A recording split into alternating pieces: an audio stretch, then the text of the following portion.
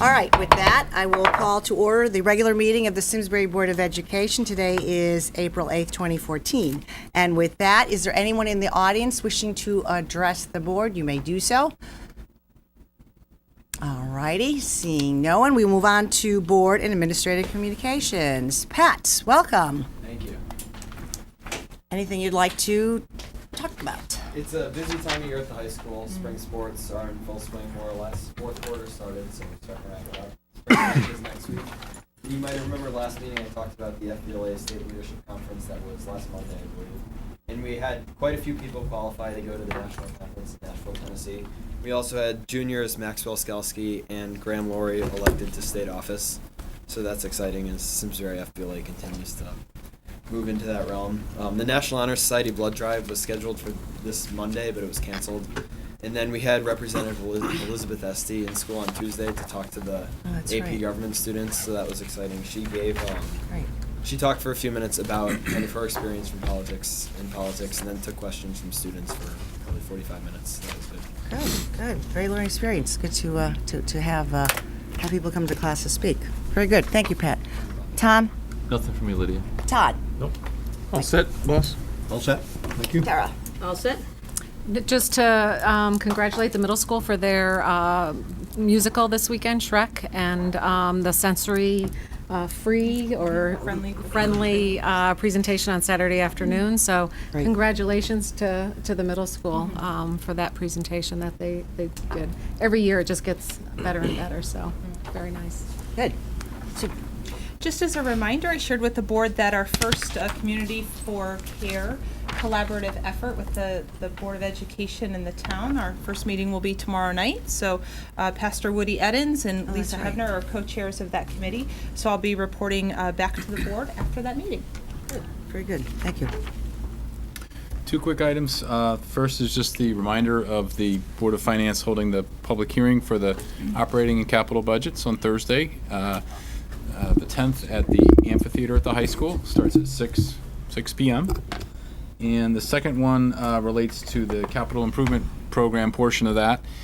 Since the board's last meeting, the Squadron Line main office security project is something that we were able to get a revised cost estimate from the architect, and that was submitted just in time for the meetings at the end of March, where that list of projects made its way to public hearing.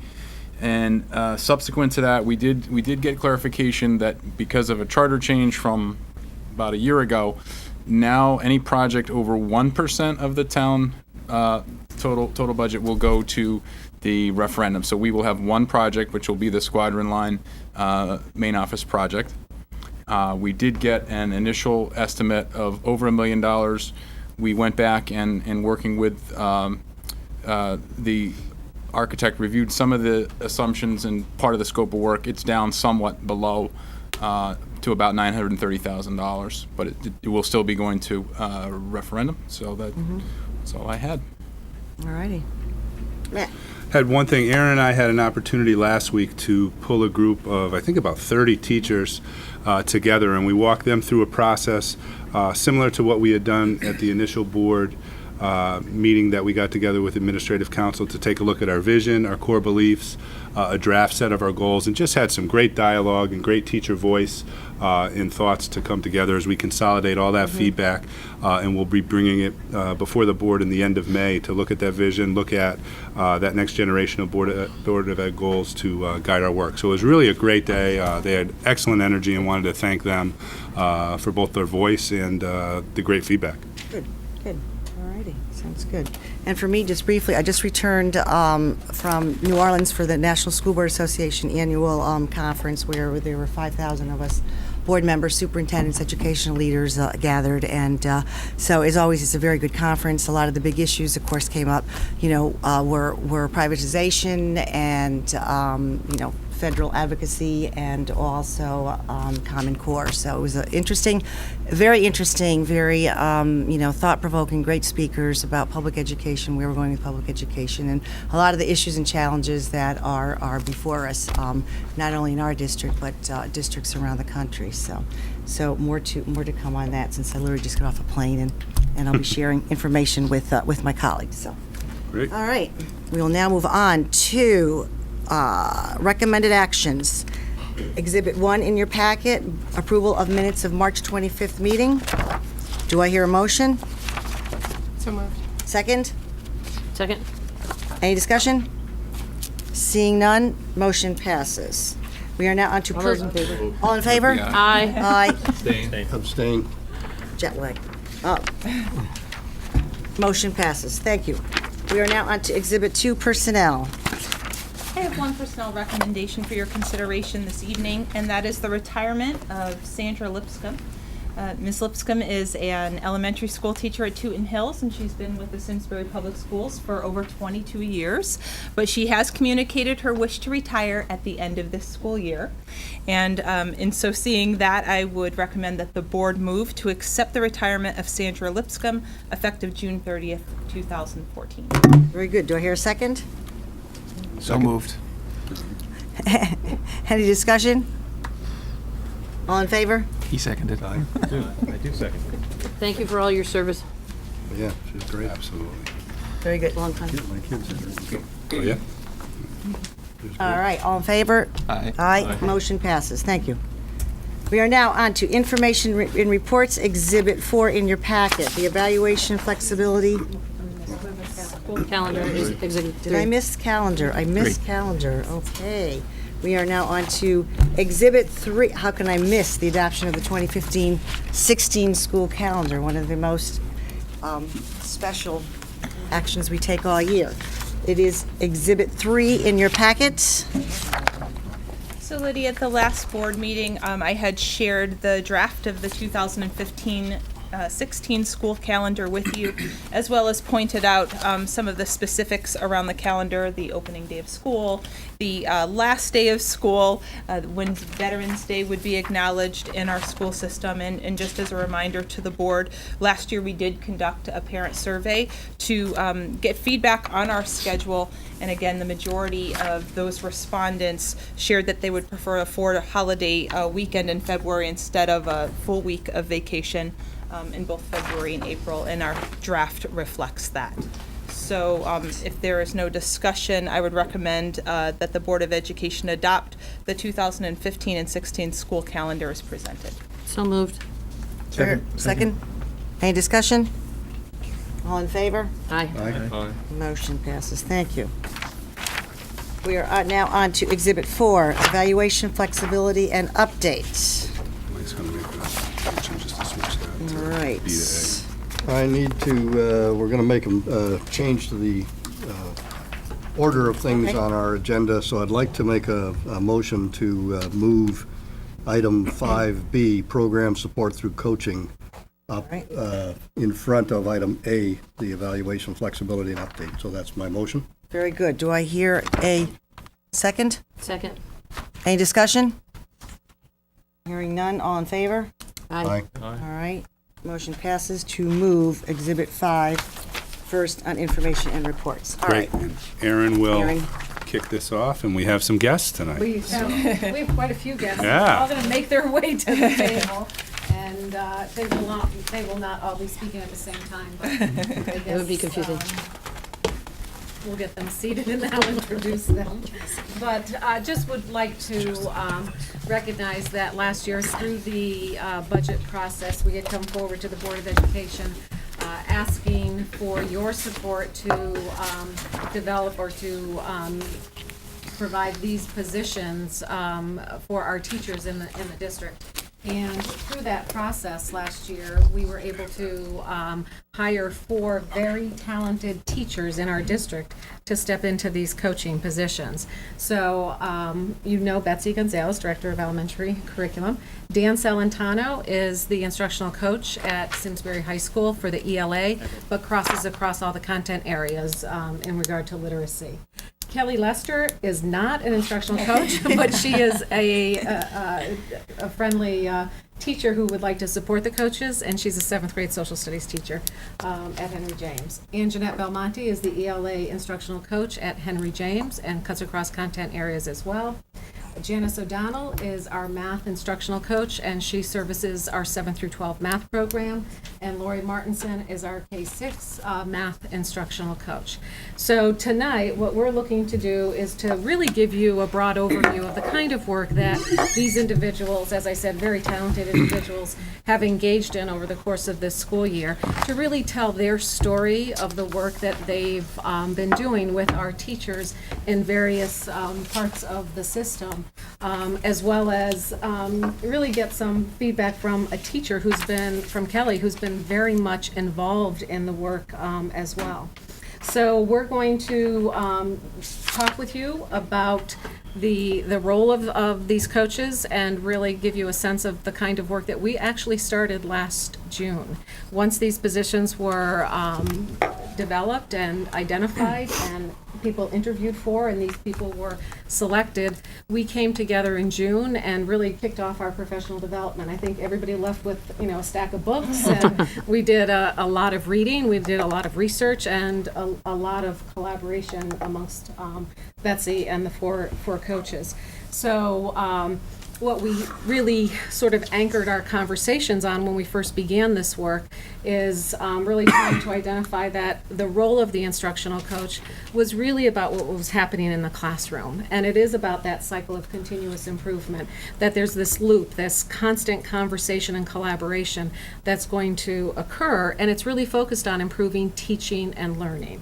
And when we talked about these positions in the budget last year, we were talking about the Common Core State Standards and the differences in the teaching practices and understanding the standards, and really what does it mean for a teacher in the classroom, and ultimately what does it look like for students. And so we spent a good amount of time in June, and then we came together in July and started, after they left, did some research and some collaboration amongst themselves, came back, and we spent a session together in July and really rested on this definition of what is an instructional coach for the Simsbury Public Schools.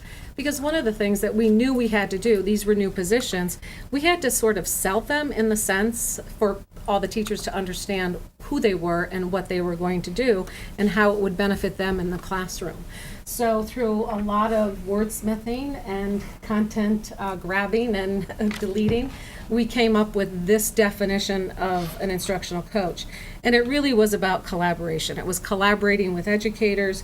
It was about identifying effective instructional practices that can be used in the classroom to really maximize student learning. And some of the pieces that we talked about, because these were folks that had been in the classroom for a long time, who had relationships, whether it was within their English department, their math department, or their particular grade level and or school. But this was about creating relationships, establishing trust, really finding ways to help teachers really do the work in the classroom in a non-evaluative way. And so it was a skill set that all of them had, but yet needed to build capacity around. So we spent an enormous amount of time talking about that, role-playing, and really trying to figure out what that would mean when they walked into school without kids in front of them in September, August, September, to really do the work of an instructional coach. So we've been really using this definition around their work, and I think it's paid off. And it would be certainly a task that we will come back to this summer to reevaluate, did we say what we were going to do and how did it play out? Really thoughtful conversations that we had with that. So tonight what we would like to do is have each one of our instructional coaches tell you a story around the work that's happening with teachers. And it's going to be in these 4 buckets around professional learning, curricular teams, collaborative teaching, and instructional capacity. And every one of these folks have a different story to tell. It's only a small piece of the work that they're doing, but I think you'll get a flavor for what they've been accomplishing over the course of the school year. So we're going to start with Lori. I think they actually sat in the direction in which they're going to speak. That was really good planning. So we'll start with Lori, and then at the end we can certainly entertain some questions and comments. Good evening. So I am the elementary math coach, K-6 across all 5 schools, and one aspect of my work is through professional development.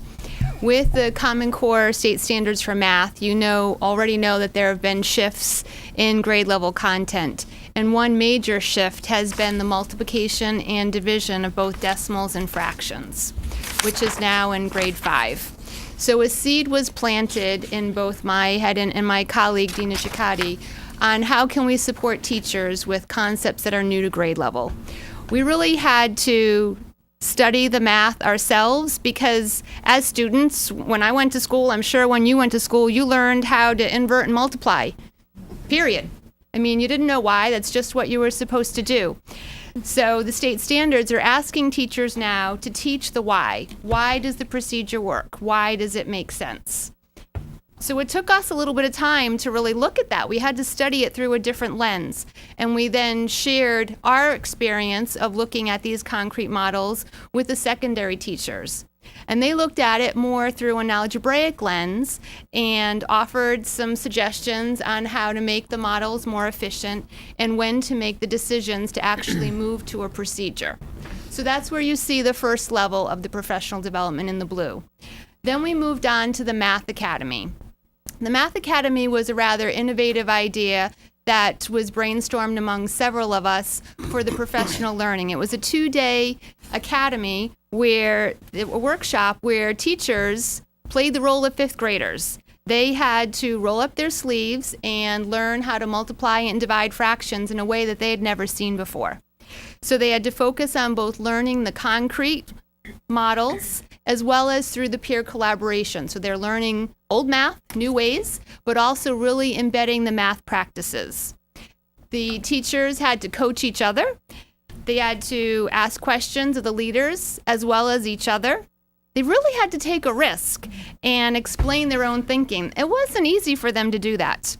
As facilitators, we then tried to purposefully show teacher moves and how to strategically share student work. How's that going to foster the conversation and grow the depth of the discussion in the math? And asking purposeful questions.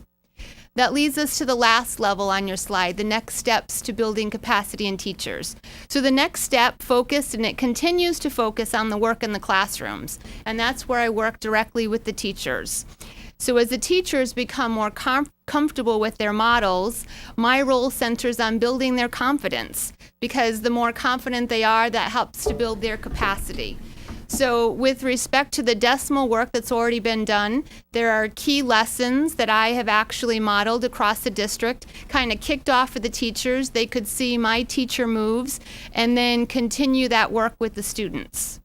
The other piece has been planning. And that planning has ranged from rolling out the day-to-day work with the kids, analyzing student work so that can really help to inform their decisions and drive their instructional practices. So next I want to speak to the takeaways of the teachers. The teachers really have had 3 different roles. The first is that of the student. As I said, they had to pull up their sleeves and act like 5th graders. They really had to completely throw out the way that they had thought things. And some wanted to go back to kindergarten at first. So the quote that Renee Weiss has, Renee is at Tarrafil, so she is speaking to her experience as a student. Next, the teachers had to think as planners. Once they went through this work, they could really think about how their students would handle it, what they could anticipate as misconceptions, and how to plan for that. And Tamara Edney at Latimer spoke to that in her quote. The last piece is the teacher as the instructor. And again, that's continuing to build the confidence with the teacher. That's where I'm working with the teacher and helping to develop that capacity. And Heather O'Connor from Latimer Lane spoke to her experience as an instructor in our work together. So this approach to learning has been very different for our teachers, and it's one that they not only embraced, but they've actually really cheered that they would like to do more like it in the future. So it's really proof that we have put in some investment to really build capacity with the teachers.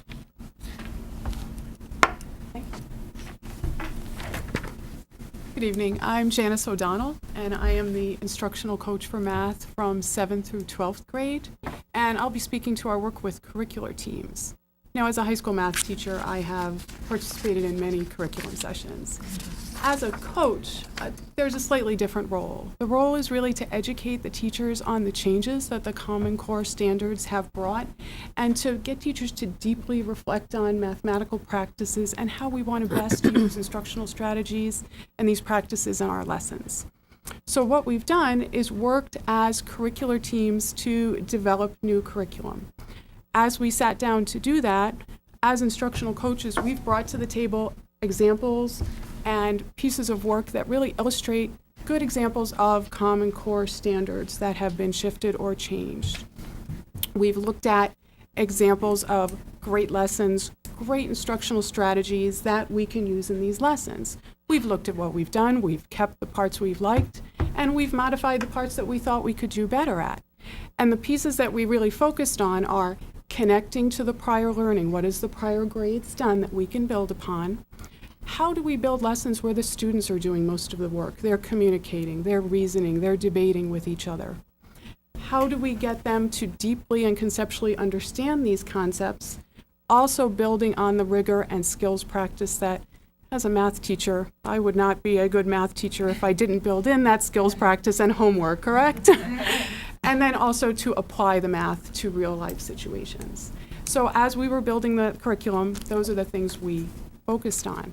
Now, what the instructional coaches bring to this is that we have the time, the resources to go in search of a lot of these resources that teachers need to teach their children well. They can be in the classroom working with their students while we're out looking for real data, authentic sources, lessons that maybe other districts or other states have developed. And that's what we've been able to bring to these departments and these curricular groups. That has been very valuable. A lot of my work this year has been on the geometry curriculum. Our 7th grade geometry curriculum did not exist. Those standards totally changed for 7th grade. So we developed kind of a whole new curriculum that we're in the process of teaching now. The 10th grade curriculum changed quite a bit. We used to focus on, if you've had children that went through the high school, a lot of proofs and logical reasoning. We've moved away from that to more an algebra-based geometry curriculum, which is a good change in a lot of people's opinions. So again, the approach we took was as a team, as a collaborative team, developing this curriculum, going out, finding the best resources that we could. Then what I've been able to do as we're delivering this curriculum is visit each classroom, observe teachers, observe what the students are doing. How is the curriculum being received? How is it being instructed? Then we get together either one-on-one with a teacher or as a team and reflect on how the lessons went, review student work, and make revisions as we're going forward. It's been a uniquely collaborative type of environment, one that I've really never been a part of as much as now. The teachers have shared that this has been really valuable. They feel like they're feeding off of each other, they're feeding off the ideas that the coaches have been able to provide. They feel like it's provided some really valuable input and output for the students. And they really believe that the students have benefited from this type of collaborative work. So again, it's been a fabulous experience for me, and I think for the teachers as well, and I think we're seeing it in the student work. Hi, I'm Anjanette Belmonte, the literacy coach at Henry James, and I will speak to you tonight a little bit about the collaborative teaching approach, and really looking at the first 3 components of our coaching cycle, which is certainly building relationships, co-planning, and then getting into the classrooms and modeling and co-teaching. Just as Erin stated a few minutes ago, building relationships is one of the foundations of good coaching. We go in there at the beginning of the year, we get to know so many different colleagues, understand a lot about them, learn what their strengths are, what areas they're looking for support in, and those relationships, once that trust is earned, it really helps open the door to the work that we need to do in the next few years.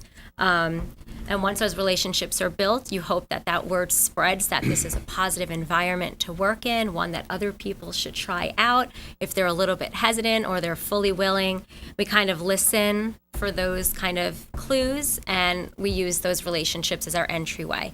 And at Henry James, we're having some really great experiences with teachers who are looking for that support, wanting that support, and welcoming myself as well as Janice into the classrooms.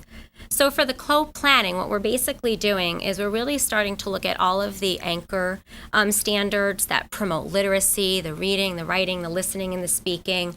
We're really trying to identify what those are, what those look like, how do we tackle them, and basically start to develop lessons that focus around those standards, bringing in the technology that the district has to offer us, going out and finding the best instructional strategies to make those standards come to life in the classrooms, to really make sure that the lesson is focused on the student and their independence in learning. When we get to the modeling and the co-teaching, it's really great to have that literacy coach in the classroom to help kind of field those questions that the teachers may not always have the answers to, and to show them the best way in which to get that standard and that point across. The students also are finding some great comfort in having another individual in the room to ask questions, to have someone just kind of look over their shoulder, give them that support. It's just such a great relationship when you have two adults who are feeling successful working with those kids day in and day out. And when we look at those three components, it really just focuses in on student achievement. So when your teachers are feeling confident with what they're doing and how they're doing it, then the students totally pick up on that. They're aware of it, and then we see student achievement certainly on the rise. The next slide really just kind of focuses in on three pieces of collaborative teaching, with the first being understanding the Common Core state standards. And in all of my time here, we have certainly taught to standards. So the Common Core really does not change that. We still have high expectations. We still have rigorous learning. But the Common Core standards help the students focus on those 21st century skills that they need in order to be successful. And the coaches are really going in and ensuring that those critical skills are embedded within each lesson, and that they're being introduced, they're being reinforced, they're being mastered. And we have a quote from Dawn Medvey, our 7th grade English teacher, that really highlights that aspect of understanding the Common Core. For the integration within the curriculum, once the standards are identified and once they're understood, the coaches and the teachers, we are working very hard to find the most natural fits. We don't expect our teachers to throw out everything they've ever done before, but to really look at their current curriculum and identify where these standards fit the most logically within their year-long system. And teaming at Henry James is critical. So we have the beauty of having teachers introducing skills, and then a teacher in the same team but in a different content can reinforce that skill, and then you have another teacher who may be responsible for mastering that skill. So that interdisciplinary approach is really critical to all of that. And then the last piece is the research-based instructional strategies. We're doing a lot of work with that because it's not enough to just simply know what to teach, as indicated by the standards, but basically how to teach them. So during that planning session, the teachers and the coaches were discussing how should we teach it, because the teacher knows the kids the best way. We offer the suggestions, we try things out, and when all is said and done, we really feel good about it. But, we're looking at closed reading strategies. We have teachers participating in jigsaws, Socratic seminars across the board. We have an entire team using a specific writing strategy, and when kids bounce from math to science to social studies to English, they're all using a rave strategy or a task writing strategy. And the kids are finding the consistency, and that is resulting in the student achievement. And we have Susan Ray, who speaks to that very highly. So I brought Kelly Lester in as well to just speak about that collaborative approach that we've been working on all year long. Okay. Well, as Anjanette pointed out already a lot, is that when we were told about the Common Core and all of these new skills, the immediate reaction of most teachers is, I don't teach reading. How do I incorporate these? We may have touched upon them in class. We may do argument writing, but I've never actually taught it. So how do I teach it? How do I assess for it? And that's really where Anjanette, for my department, has been a humongous help. We've been assigned the task of argument writing. And so she's come in, Anjanette and I have worked together a lot on lessons on how to introduce it, how to start teaching for it, how to have the students go back and assess their own work, looking at models of work, having them grade it using the rubrics. And Anjanette will also, sit down with us and go through the assessments with us so that we then know how to assess the work properly, and that really gives us the confidence to feel that we're on the right track and we're doing it correctly. Because really, we want to make sure that if these are the standards the kids have to meet, that we're giving them the proper skills and we're doing it correctly. So sometimes we're asked, what do you need in order to help you accomplish this goal? One of the biggest pieces of feedback we always give is we need models. We need people to show us how to assess. We want examples. And that's exactly what she's done. And she's done it in a way that really is, she doesn't come in and say, we're going to do this. She says what works best for you. So it really speaks to what each teacher is comfortable with. We've done a lot of co-teaching. Some teachers just want feedback. Some teachers feel more comfortable if she models the lesson for the first period so they can really sit back and watch how everything is playing out. So it's really been helpful to have all of those different options available. And one item that she also spoke to is that kind of working across the teams. So, for example, when we've taught argument writing, our English teacher on our team, Rick Collins, has come in and sat in on some of our lessons and watched us so that he knows what we're doing in class and really making sure that he's using the same vocabulary and the students all have the same language. And a lot of the lessons that are developed, whether it's for social studies and argument writing or for narrative writing in English, are developed in a way that regardless of where you are in the year or what content you're teaching, you can still use that same lesson. So it's a more general lesson, okay, and this is how you teach it, but now we're going to apply it to what we're doing in class. So our English teacher can open up the same PowerPoint and say, let's review what we did here in social studies, and have the students be able to make that connection, which has been really helpful throughout the year.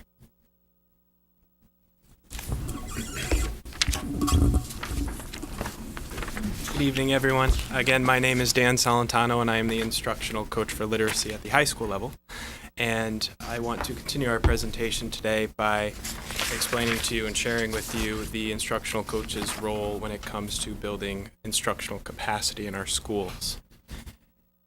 As I reflect on what my colleagues have shared with you already today, I think you've heard a lot about how we take pride in our support to our teachers and how that in turn relates to the support for our students.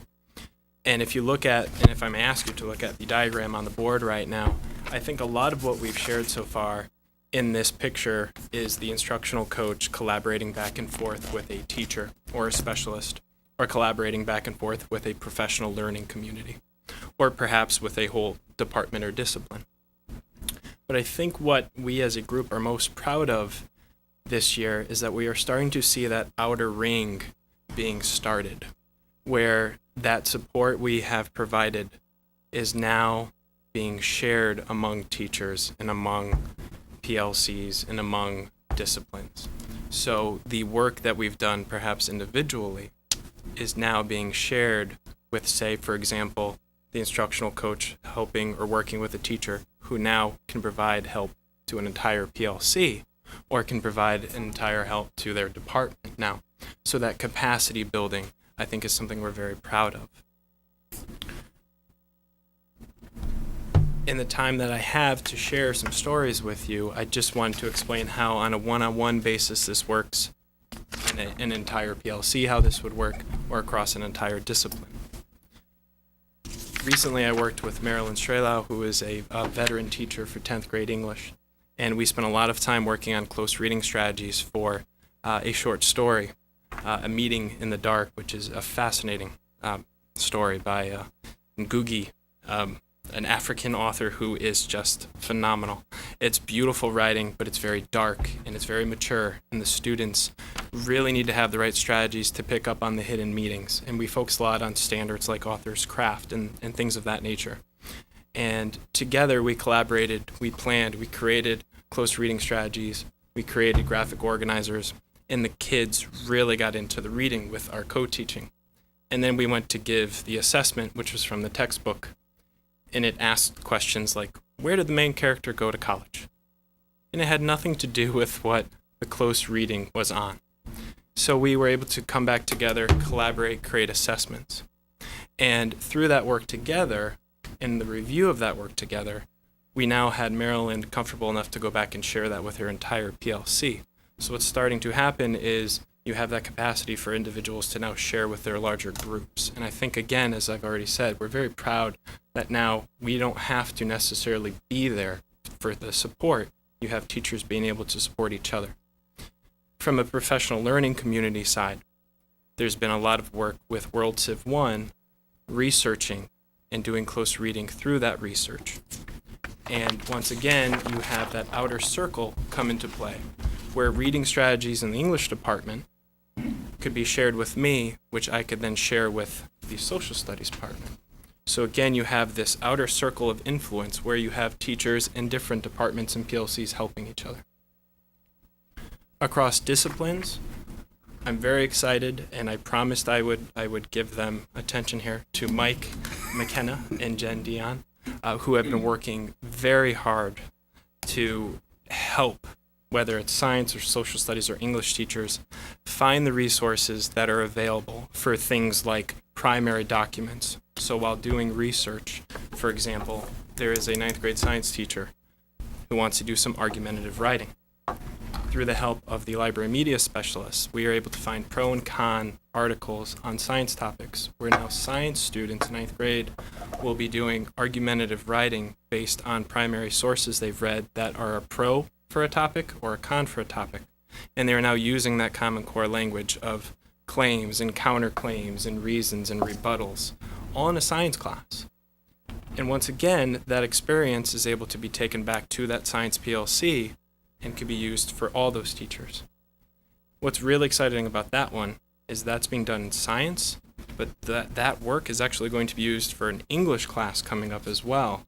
So you almost have science helping the English teachers with close reading and with argumentative writing. So it's just fascinating to see how the support that's being provided is now building and growing, and you now have other teachers helping each other as well. And I think that's kind of our ultimate goal.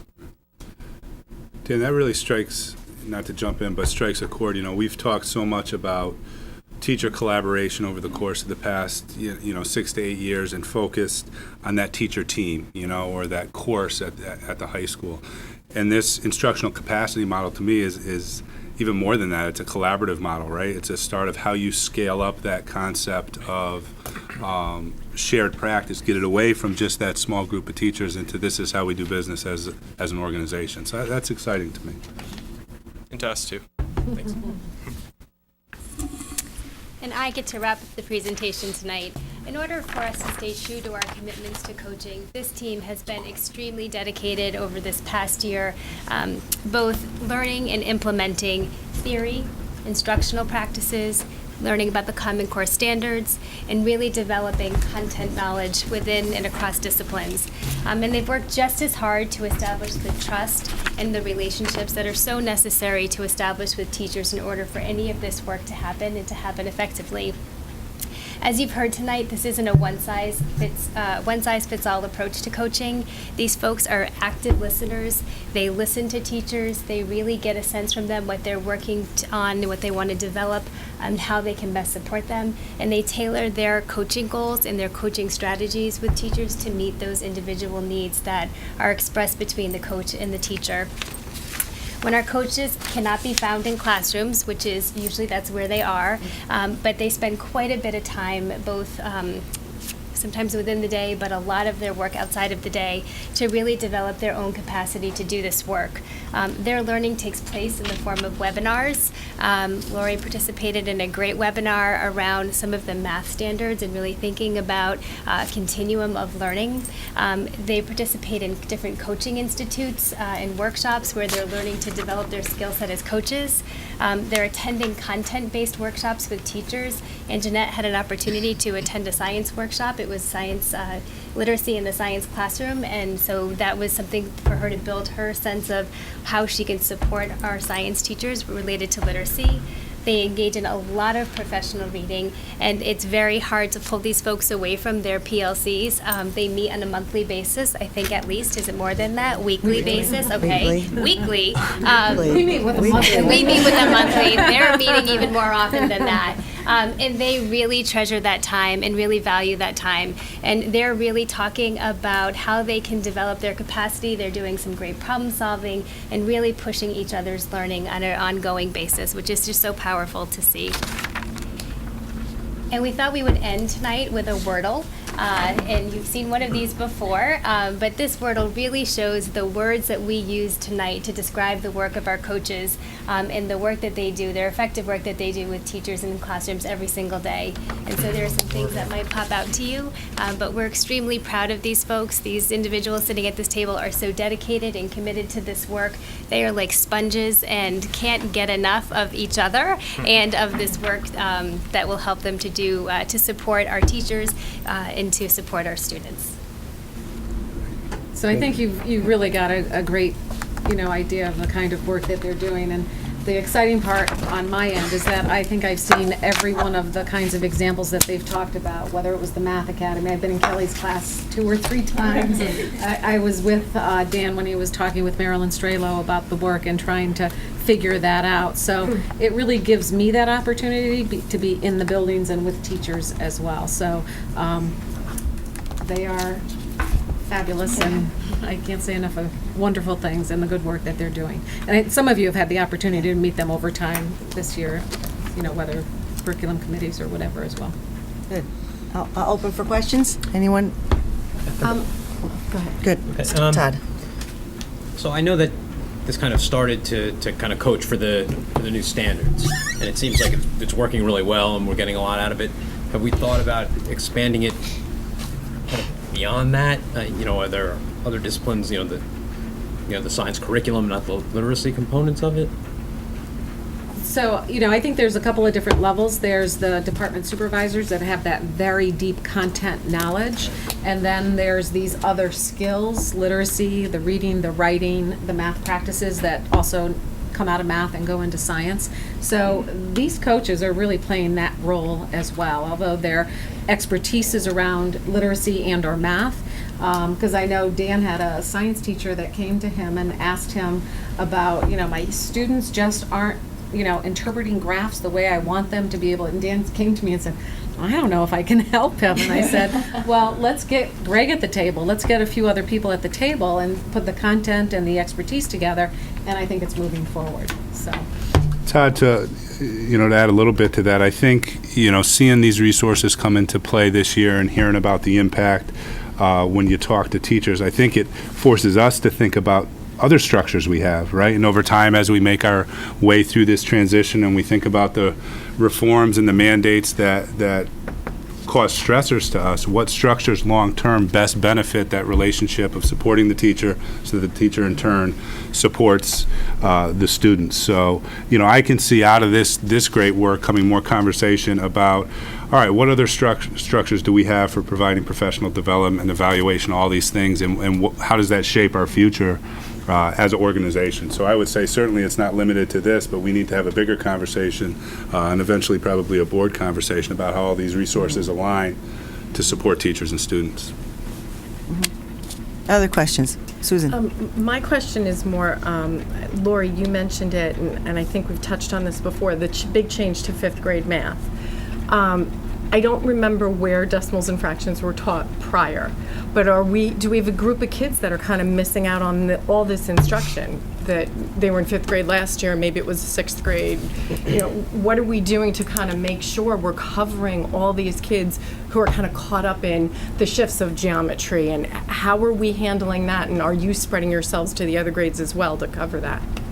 To answer the first part of your question, as far as students missing out, the 6th grade this year, probably the first couple months of their work centered on some of the 5th grade concepts that they would have not gotten otherwise. Okay. And next year, 6th grade will be able to focus more on their own content. You can see there's a good amount of time there where they can delve deeper into their own standards. Okay. With respect to my work, I have spent a large amount of my time in grade 5 because where math is concerned, that's where many of the shifts have been. But that doesn't mean that I haven't been in other grade levels. I'm working in grade 2 with a couple of teams on fact fluency. Grade 3 right now is starting some fraction work where they aren't familiar with some of the number line models, so I'm in showing them some of those examples. Kindergarten is looking for how to enrich some of their students with the teen numbers, so I've been gathering resources and delivering things to them. So I've been in just about every grade level. Okay. And Susan, knowing that we would have some gaps in the learning and the standards, we phased in the implementation of the realigned curriculum so that 2 years ago, K1, 2, and 3 started with the realigned curriculum to the Common Core standards, and then this year it was grades 4 and 5.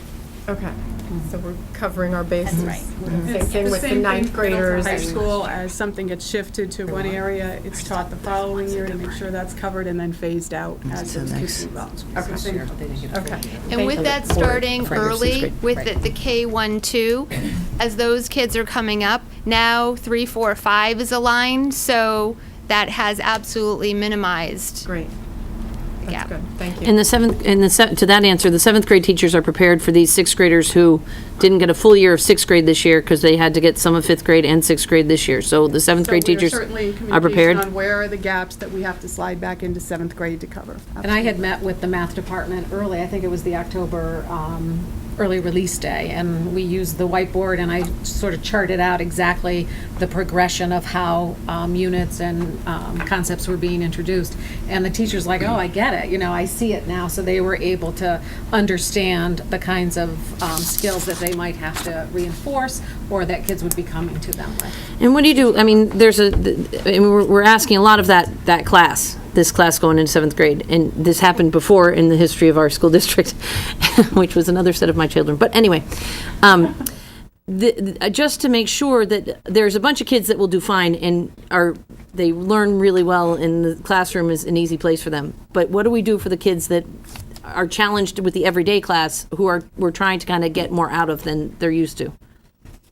That's what we're working with the teachers on, is to talk about, here's the skill set that the kids are coming in with. But if there's a gap in some of these skill sets, here's some of the resources, here's some of the plans we can use for some of those students.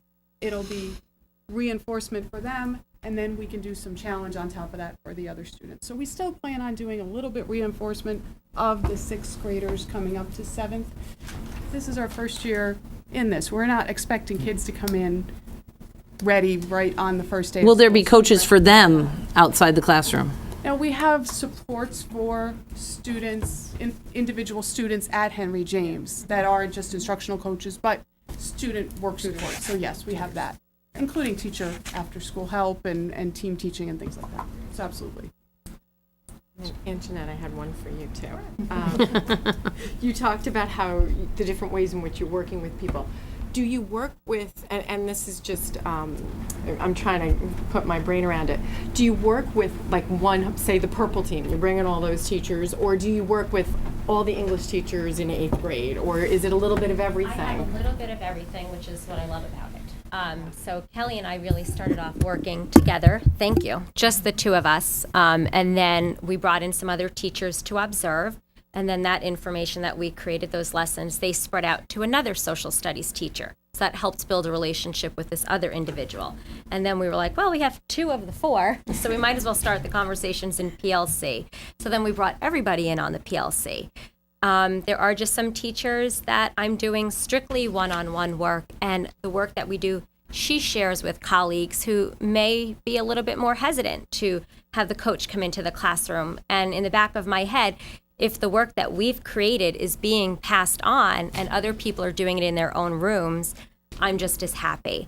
I'm just seeing so many different types of relationships form. I have entire departments, certain PLCs, certain partnerships, and certain individual teachers. And it keeps me moving. I'm busy all day. Sometimes I don't know which way to turn, but I finally get there. There were other departments, great. and Jeanette, I think the family consumer science, Oh, people that were great. feeling left out, that felt like they needed time. I just worked with the family consumer science today to help them assess their benchmarks on argument writing. And their first response was, oh my goodness, can't believe how great their writing is. Like, it's totally structured and they're using all of these fancy terms, but I don't know how to use the rubric. Can you help me figure out how to score them? So we spent 45 minutes doing that today, and really you just get such positive feedback, and you do get the honest feedback that teachers are overwhelmed and they need the support. So, you know, when are you free next to meet? So it's just been very well received, and teachers are certainly taking advantage of it. I think any kind of new learning with the support and the structures in place gives them the confidence. What I saw early on with Kelly and Anjanette at the beginning, and when I went back and the roles were reversed, it was, you know, it's just really exciting to see that confidence. Right. Just to add on to that is it is very stressful to incorporate all of those new skills, and I've heard, I know I've said it, but I've heard a lot of other teachers say as well, I don't think we could have done this without the coaches, because it's not having a PD day where somebody comes in and they teach you this and then they're gone. They're there every day. They're accessible. They'll get back to you with an email. You can leave something in their mailbox. They'll come and find you. So that interaction has been critical in helping the teachers to feel that we are capable of teaching these skills in a way that will get the students to where they need to be.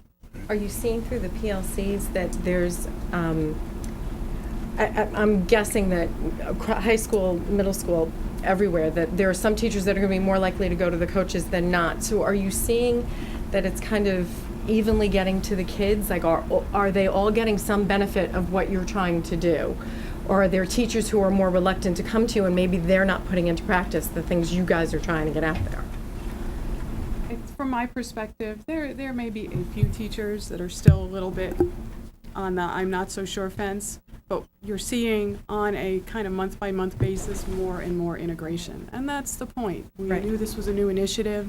You know, the goal was to get a few teachers on board, get them excited about the work, hope they spread the word, and it keeps growing and growing and growing. So it's getting larger. I would say one of the things that we're definitely seeing is certainly my encouragement for team teachers to have conversations. So we've had our English teachers in grade 8 really focused on narrative writing, and we've had our social studies teachers focused on the art of argument.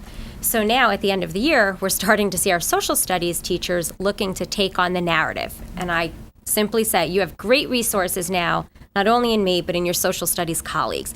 At your team meetings, discuss them. Share the strategies that you have used. Start to share those resources, those lessons with each other, because if the teacher is hesitant to kind of take the coach on, at least they can work with their PLC where that trusting relationship has already been developed. And if I could just add to that, there isn't a teacher in this district who doesn't want their children, their students to do better. So when you start to see a colleague using a strategy that's having some type of positive effect on their students, every teacher just obviously is going to want to try that next. So even if there are certain teachers that perhaps right now are less than enthusiastic to jump on board, when you see the students doing better, it becomes almost a no-brainer. Thank you. Other questions? Yeah, I just wanted to say I appreciated the structure of this presentation. I really liked the kind of the storytelling and the experiences that you've kind of walked us through over the course of this presentation. I think it was really probably the best way to do this. I have a couple of comments on here. First of all, I forgot which one of you said about student achievement, because I'm asked that often. You know, what does our district do, Simsbury Public Schools do? You know, how do we define student achievement? And actually, I'm going to just keep this with me. You know, I shrink it down on this, because right here you have achievement, instructional goals. This is the first thing that comes to my mind, because we're very fortunate in this district, and I know I've said it before, and one of you had said something about this is, you know, capacity investment, and this is what it is, and I think this board, you know, believes in that, and we were very hard and diligently for years ago to put this, you know, into budget for the right reason, you know, for our, you know, teachers, and this is why we have you all here, and we'll continue to do this. And I think an important thing that I got from this is you're building your capacity is confidence in your teachers, in teaching. And that is so crucial, it is so important. The other thing, too, that resonates is that the best practices and strategies, that you have the time and resources, is why we have you here, that you gather the information not only from other districts but out of state. And I think that's important, and to see, how do we measure up? Where are we along, the lines with other states, how they have been doing this, if they have been doing this. And I was going to ask you, and you said it very eloquently, this is the first year I like the circle, the ring. So it would be interesting to see the second ring, the second layer next year as we move forward with that. But I'm going to ask you a question, and I think you might have answered that, about where do you see the real challenges along the line with the second ring, probably next year or further out? Any of you can answer that if there's something that you can see more globally as we move forward, with Common Core. I mean, we're in the beginning steps now, but as we move down the pike with this. You don't have to answer, but I just always think about long term. Right. So, just to really talk about where we are with the Common Core, we're really down the road. We're 4 years down the road with it. And it's really, and the reason why we pushed so hard and asked for your support for these coaches last year was because it's not about the curriculum documents, it's about the practice. And that's what these people are working on. And it's going to take time. And when we talked about it being a 2 or 3 year process. So it's not something, because it is about the relationships, it's about the trust, it's about developing that sustainability over time so that it becomes just part of the work that you do. And, even the kids see Anjanette coming to a classroom, they're like, oh God, I've got to write today, or, and they're in science. That is a tag. So that is great. We have the students here, Mallory and Brian and Patrick. Put you on the spot as always. Give us your comments. Do you have teachers that you see any changes with this now that we have the coaches in, or have you heard? I know you guys are at the other end of high school, but I personally have seen it in my English class, not so much my math class as much. I don't know if it's the teacher or I'm in algebra this year, so maybe it's more the geometry end of it, but definitely noticed it in my English room. Good. Brian? I've definitely noticed that just throughout the curriculum there's been a lot more focus on writing and the improvement of math skills and a more centralized of the skills that we're going to be using for the Common Core. So, good. Yeah. So you're seeing your benefits. How about you, Patrick? Maybe it's because I'm no longer in geometry, or if this isn't being used in the higher level language classes, but I haven't really noticed this in effect very much, to be completely honest, and I think it's something that I don't know a lot of students are actually aware that it's going on, which I think maybe in the middle school levels there's more awareness of it from students, because it's more visible obviously if you're going to be in teaching in place of the teacher for a day, but at least being a senior in high school, I don't think very many students are aware that this is going on. Right. And our primary focus at the high school has been the 9th and 10th grade teachers as well, but right. And I think there was also a comment earlier about how we're trying not to go in and change everything. So I think ideally it is sneaking pieces in here and there into the excellent work that we've already done. So hopefully it doesn't seem like there's a traumatic change either. Obviously we want to see some change, but our goal is not to change everything either. So. Thank you very much. Thank you. Very good. Thank you, Ryan. Thank you for coming and supporting your middle school team. Absolutely. Thank you. This is very, very good. Thank you, everyone. Thank you very much. Very informative. Thank you. I love this Wordle. I want a small one. So I don't know it. Yeah. And the way we made this is through as we practiced we were writing down all the words they were using, and we went back to the definition. So you just keep typing the words, and the more you use them, the bigger they show up. And you can see, it's powerful when it sort of comes out on the screen. Great. Very good. Thank you. Great informative presentation. We are now on to the Exhibit 4 for information reports about the evaluation, flexibility, and update. That is Sue. It is. So we're going to, Matt was just talking about our response and thoughtful response to reform. So Erin and I wanted to take the opportunity tonight just to update the board on the ongoing work that we've been doing around teacher evaluation over the course of this year, but also to inform the board of some more recent information we've received from the State Department of Education around some flexibility. So just to kind of provide some context and some reminders to the board that in June of 2012, legislators passed certain guidelines, really outlining mandates regarding teacher evaluation. And from those guidelines, it was really the district's job, and specifically our Professional Growth and Evaluation Committee, who is made up of central office administration, building administration, and teachers, representative of our K-12 district, to come together and really participate in some thoughtful, intentional redesign of our own evaluation plan based upon these guidelines. And in doing so, it was really important for us to, of course, pay attention and to respond to those guidelines, but also to do that in a way that celebrated the great work that we were already doing in the district, specifically around our teaching standards that were really homegrown and that you can see are playing out in the presentation that was just made around the coaches.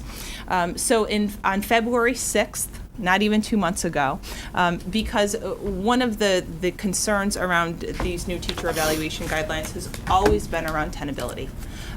Will we be able to really implement the guidelines in the way they are outlined? And that message has been heard not only in this district but across the state. And in response to that, the State Department of Education on February 6th said, okay, we're going to provide districts some flexibility options. And we want you to come together over the next month, because by March 30th, you're going to let us know if you're going to be taking any of these flexibility options. But I want to stress to the board that these flexibilities were really only for April, May, and June of this year. So it so not so flexible. Yeah. Well, so it required us to come back quickly. That's okay. That's okay. And to pull together our PGE committee and to talk about these flexibilities. But to your point, Tom, I mean, it's really important to recognize that they were only for 3 months. And so you're going to hear that coming out in quite frankly, our response to the flexibilities in these 4 areas: over-reliance on testing, the number of required formal observations, the development of student learning goals, and around onerous data collection. And what we found in examining these flexibilities, and I'll show you how these flexibilities were vetted and with whom, it really validated some of the initial decisions that we made as a Simsbury school district to not go full into the state model, which is called SEED, if you'll remember, but to really develop what we feel is important, but also within the guidelines of teacher evaluation. Okay, so with that, a little bit of a deeper dive, not to go into too much detail with you and for you, but the first was on the over-reliance of testing. So as had been the case this past year, the state had said, okay, districts can choose not to use CMT, CAPT, and SBAC for the formal evaluation purposes. And we had already agreed that we would not use CMT and CAPT with the exception of science. We said that certainly we would still administer CMT and CAPT science and use those results. But we had kind of anticipated this was going to happen for the following year, 14 and 15, specifically around SBAC, Smarter Balance, because it was a field test. So we said, okay, thank you very much. We expected that, and yes, we will take that flexibility, but again, was already built into our plan this year. The second was around observations and the number of formal observations. And when we look across recommendations and the guidelines across the state, over the course of 3 years, it really in turn turned into 10 observations per teacher. Our plan had been written that already it was 9 observations, but initially the guidelines were not written on a kind of a 3-year cycle. And they came back in February and said, well, you might want to consider that. So at this point in the game, to kind of go back and redo a lot of the work that had already been done around in observations that had been completed really didn't feel right. But in all of these flexibilities, we reserve the right to go back and more thoughtfully when we have more time, and we've been through an entire year of this evaluation plan to possibly consider some of these flexibilities. The third was around the number of goals regarding student performance. And you may have heard the terminology of student learning outcomes, or SLOs, but they're really student performance goals. And again, we had really already limited the number of student performance goals, and we said that there were basically, for our teachers, going to be two. One centered around their collaborative work in the PLC because of the value in which we place on that work for our grade level and discipline teams, and the other regarding an individual teacher focus. So in this flexibility, they said, hey, you can take one now as opposed to two. But again, it would cause more disruption at this point to tell teachers, hey, we're going to put a hold on some of the great work that you've been doing. And through conversations with our Professional Growth and Evaluation Committee, they said, you know what, it just makes sense to continue it for the remainder of this year and again revisit it for future consideration. When we had written the plan in the state guidelines, you could use one SLO or up to 4. And because we had in our previous plan teachers working on a collaborative goal and an individual goal, through a variety of conversations, we agreed that we would continue doing that. So we could have considered it when we built the plan. We didn't, but now it was given as a flexibility. Here we are 3/4 of the school year into it. How do you now tell someone not to work on one of the targets that they had set out to work on? It was a difficult concept to try to put forward. And the fourth was on onerous data collection. And hearing from other districts, you may have heard terms like Bloomboard, My Learning Plan. And those are electronic platforms that Erin and I continuously talk to our colleagues. We believe that we're the only ones in the state at this point that created a homegrown system. And we invited Ed Lyman here to actually thank him publicly and again celebrate the success. He turned us down. He said he had other plans. I think he just didn't want to be acknowledged publicly. But it comes back and it validates this good decision that we made, and to work with Ed to develop this system, which is familiar to many teachers and quite frankly user-friendly to faculty. Because what we're hearing from some of our other peers is that when they kind of took on these electronic platforms like Bloomboard, like My Learning Plan, with it came enormous amounts of work, uploading documents, other artifacts, and we by design said, we're not going to do that. That's not what's important here. What's important here is the conversations that administrators and teachers are having around good instruction and what that looks like, and receiving good feedback to make those improvements. So again, really validates some of the initial And that's a decisions decision that we made. knew made sense, but didn't know how much sense until later on in further conversations with that is the True single enough. biggest stressor in some districts right now, is that Technology doesn't work. both administrators Two and owners. teachers trying to do their part with the technology, and the platform just doesn't work.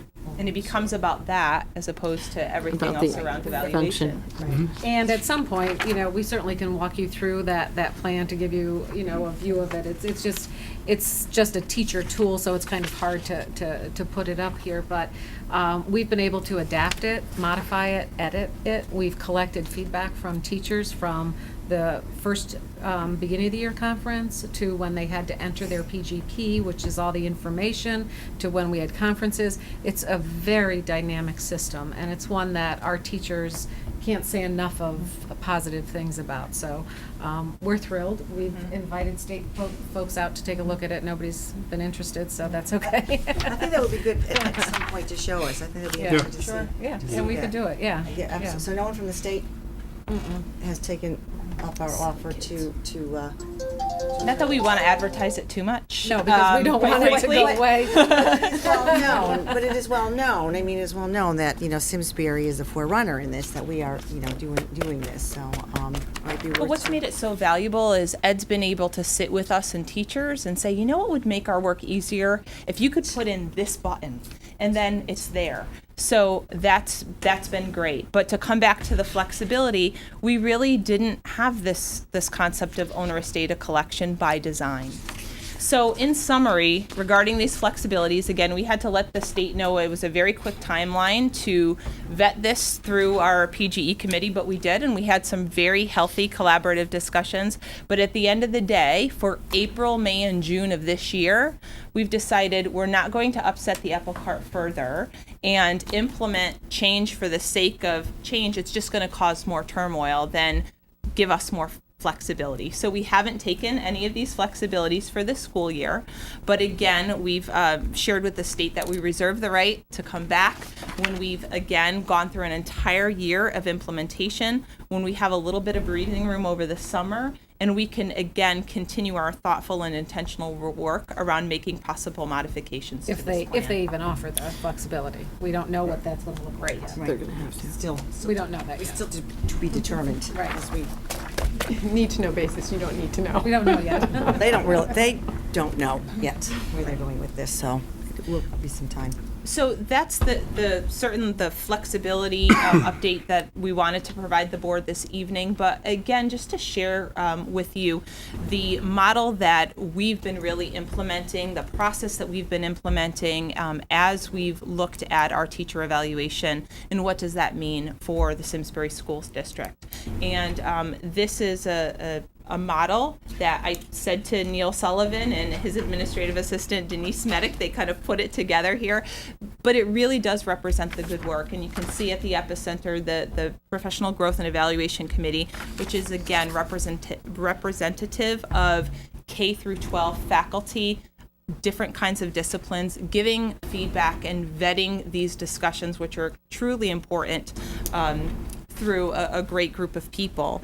And from there, we bring that to administrative council, our building administrators, our K-12 directors, expands to the district leadership team, which also incorporates our department supervisors and administrative council administrators, and then to our teachers. And so with each kind of cycle, and we've shared with you before, they're the beginning of the year conferences, the goal setting, what that means, winter, kind of these discussions around mid-year, how are things going, how are teachers progressing with their goals, what kind of evidence do we see of the teaching standards in practice, and again in the spring. So it's this continuous vetting of this information, making these modifications, but really having thoughtful discussions around the work regarding teacher evaluation. But the result at the end of the day is really those collaborative decisions that are truly communicated with consistency across our district. So we're really proud of that ongoing collaborative work, but it's a lot. And as far as next steps, we have a professional development that's going to be coming up on April 30th, early release day. And we've been using a lot of faculty meeting time, a lot of early release time to share with all teachers, again, in a consistent way, what the next steps are in teacher evaluation as we kind of, again, make movement through this first year of implementation. So that April 30th is really going to be centered around these end of the year conversations. What are those going to look like? How do teachers need to prepare for those? How do administrators need to be prepared for those? So we can continue with that very thoughtful process. Again, over the summer, certainly members of the PGE group are going to come together to review our plan, to say, okay, now that we've lived it for a year, what, if any, modifications can we make, and why does this make good sense? And then we'll begin the cycle again for next year and year two. So certainly we'll be updating the board as that work progresses. Again, just mindful considerations of this. Certainly, are there going to be future flexibilities that we need to incorporate? What assessments are we utilizing specifically around the student learning goals? We have a lot of choices. What makes most sense and why? What are we assessing? What do we value in these assessments? But overall, just the tenability of the system for administration and teachers. We've been really thoughtful on how we've chunked this information out for teachers, administrators, so it makes sense. But it's a lot of time. Just those beginning, middle, and end of year conferences alone, if you just take those amounts that's 9 weeks. that administrators are in these conversations. And that's also 9 weeks where they're not attending, or their attention can be diverted into the work of schools overall. So we just have to be thoughtful of that and continue to be mindful of the impact that this has on both our teachers and administrators. And I think you see it now, right? When we bring our administrators together now as we kind of head towards the home stretch here, it's the magnitude of the meetings along the way and the conversations that have been valued with that cycle of the year has to come to an end, and everything has to be wrapped up on a certain date. I mean, I would love to see some way to look at that as we move forward, that the cycle doesn't have to be so rigid with the start and end of year on a one-time cycle. I mean, there's a lot of legislation that drives that, but if there were a more natural flow to when you do things for different groups of people, I think it would help us manage it all. And it's not the only thing, as you know, we're dealing with right now. So. That's a really good point. But 9 weeks is still a chunk of time. A significant chunk of time. Yes. And that doesn't mean that the conversations aren't fruitful, and we're hearing that too, right? That teachers are like, these are some of the best conversations that we've ever had. But there's a tenability issue that we can't ignore. Absolutely. And I think the districts are hearing that too, and they've been hearing it at the Capitol, and they've been hearing it, through Ed Committee and at the legislature too, that this is going out to the state. Okay, very good. Any other questions? All right. Thank you, Sue. Thank you very much. All right, we are at the end of our formal agenda. We have a second public audience. Anyone wishing to address the board may do so. Seeing no one, I would Thank you for coming. Actually, I'd like to make a special recognition here for Owen Casey. Welcome, Owen. I got to talk to Owen a bit before, and his dad is Doug Casey, that many of you also know. And Owen is with Boy Scout Troop 174. And again, which rank are you, Owen? Which rank are you? Tenderfoot. Well, welcome. And Owen is here for his communication badge. So well earned, my friends. Well earned. Oh, yeah, man. Very, very well. Sat through the whole meeting. It's a good meeting. Very good. So, all right. Also, one more plug for an interview that our students, Pat Long and Jacob Gattinger and I had done after Day on the Hill and legislative topics. It will be aired this Saturday morning at 7 a.m. So on 100.5 WRCH, and it was an interview with Mary Scanlon, the radio commentary. So we will look forward to hearing it. We will also, obviously, at 7 a.m. If we aren't able to hear it, then we will also get a tape of the interview. So very good. Congratulations, guys. I hope your friends hear it and family. So at least you two, I hope, hear it. All right. With that being said, I'll take a motion for adjourn. Second. Any second? Any? Thank you, Tara. We got 15 minutes to get home, people. I'm sorry. Absolutely, we are moving fast. Girls are playing in 15 minutes. Absolutely. All in favor? Aye. Very good. And the next meeting will be Tuesday, April 22nd. Who lives the Thank you. away? No. TJ and Mom.